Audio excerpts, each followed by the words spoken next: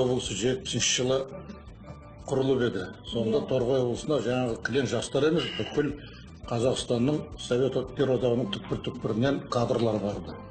Жаңа облысты көтеру үшін. Сол Торғайды енді мынау кішкене күлкі болсын, екі жауып, екі ашты. Тағдырға лайық болды солай.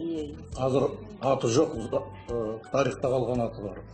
Сол Торғайды біз қалжыңдап жас кезімізде өзіміз айтатынбыз. Мынау бәріміз әр жерден жиналған халықпыз. Аның орталығы ар халық деп атын қойса, бұның атын ар халық емес, әр халық деп айтайықшы. Әр халықтан жиналған деп. Ғафу Қайырбеков ақсақалымыз торғайлық қой негізі. Сол айтып кеткен ғой.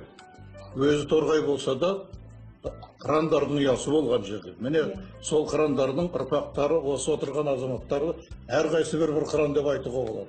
Торғай десе осы күнге дейін ішкен асын жерге қойып